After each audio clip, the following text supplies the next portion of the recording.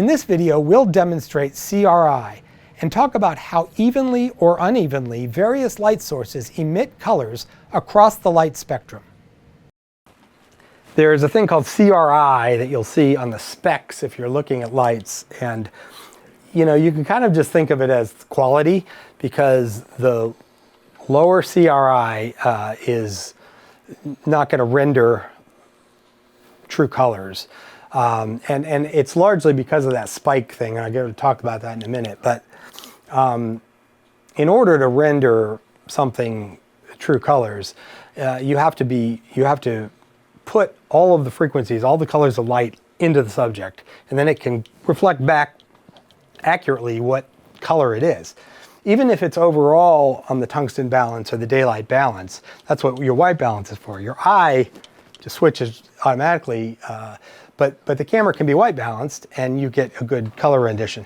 But if your light source is only putting out part of the colors, you can't get good color out of it. And so the CRI is a measure of the coloring rendering index, a measure of how close to a full spectrum of light a light source puts out. So the sun is a CRI of 100. It puts out all the light. It's perfect.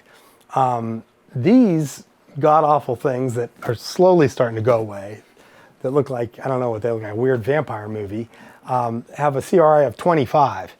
If you ever go into a factory or something and try to shoot under those kind of lights, it is bizarre. You cannot get, you can try a white balance and your skin tone will look like greenish blue. I mean, it's impossible. They do not make anything close to white light. And fluorescents, vary a lot. If you pay a lot for professional fluorescents, they get up to really good quality. But something you just buy for your house, or something you buy in a little flashlight, that's going to have a lot of green in it. Or my keys went, but you hit a little flashlight. Even phones are probably pretty good, but little things that are cheap, usually have a lot of green in them. And so, yeah, high CRI, high dollars. And I will show you a little demonstration here. Slide back this way.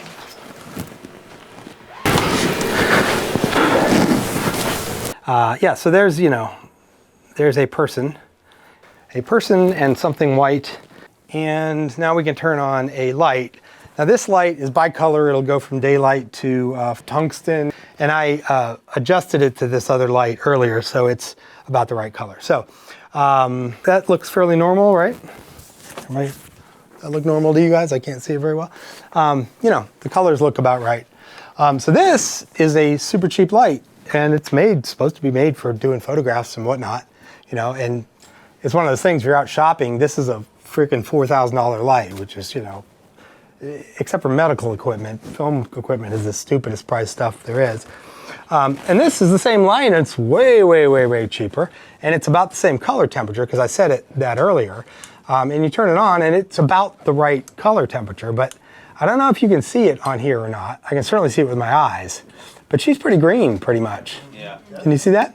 And that is low CRI, because these are cheap fluorescent LEDs in there that are making, I may not exactly have the yellow-blue part set perfectly, but you can definitely see the difference in the green content there. Oops, sorry, I got that.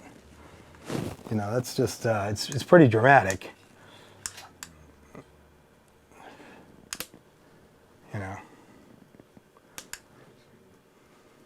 And one of the ways you control color temperature for artistic reasons or correction reasons is with gel.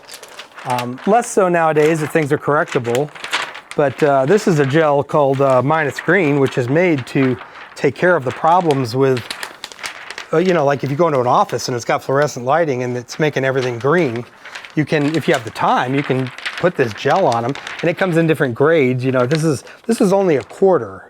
It's not very bright, but when you put that up there, it largely gets rid of that green. It's not perfect, but it's a lot better. So,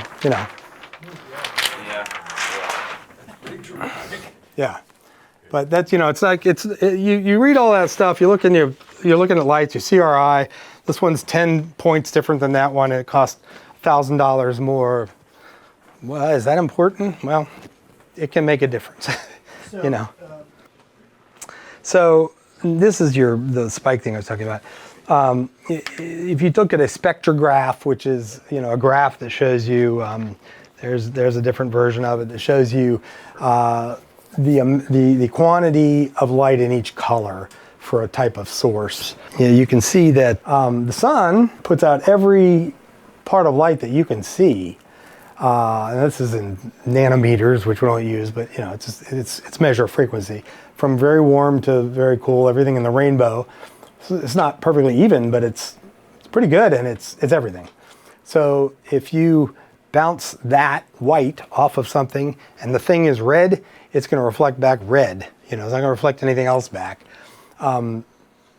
Relative to the average of the light source, which is 5600, which is why you do a white balance. So everything's kind of calibrated to the light source.